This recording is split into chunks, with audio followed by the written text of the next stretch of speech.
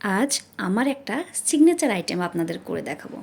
আসসালামু আলাইকুম, আপনাদের সবাইকে স্বাগতম মাহির রান্নাঘরে। এভাবে যদি বাসায় চিকেন চাপ বানাতে পারেন তাহলে আর রেস্টুরেন্টে গিয়ে এত টাকা নষ্ট করতে হবে না। চিকেন চাপের জন্য আমরা একটা মশলা তৈরি করে নিব।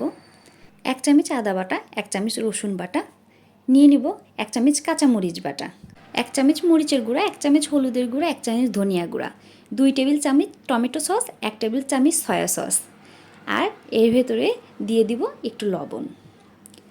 এখন আমরা এখানে 300 গ্রামের মতো মাংস নিয়ে নিয়েছি।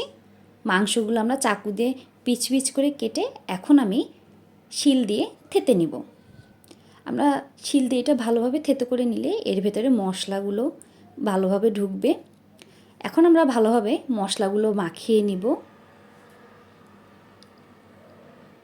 আমার মশলাটা মাখা হয়ে গেলে আমি একটা প্যানে তেল গরম করে সেখানে এগুলো দিয়ে উলট পালট করে ভেজে নিব।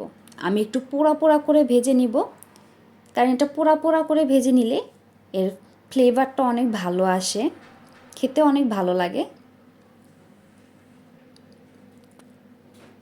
এটা আমার প্রায় ভাজা শেষ।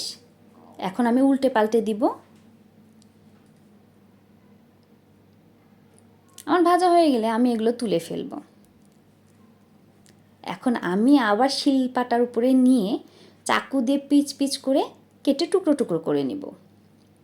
এখন আমি নেব কিছু পেঁয়াজ কুচি, এখানে 1 চামচ কাজু বাদাম বাটা, আর সেই মিক্স করা মশলা, আর 10টা দামের 1 প্যাকেট গুঁড়ো দুধ নিয়ে আমি ভালোভাবে মাখিয়ে নিব। এটা মাখানো হয়ে গেলে আমি একটা প্যানে কিছু রসুন কুচি করে দিয়ে দিব। রসুনগুলো ভাজা ভাজা হওয়া পর্যন্ত নাড়তে থাকবো। রসুনগুলো ভাজা ভাজা হয়ে গেলে এর ভেতরে আমি মাংসের টুকরোগুলো দিয়ে দিব।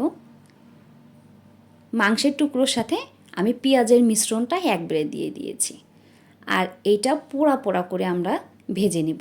দেখেন কালারটা কত সুন্দর আসছে, দেখে এখনই খেতে ইচ্ছা করছে। এখন থেকে এভাবে ঝটপট তৈরি করে ফেলবেন বাসায় চিকেন চাপ। সবাইকে ধন্যবাদ।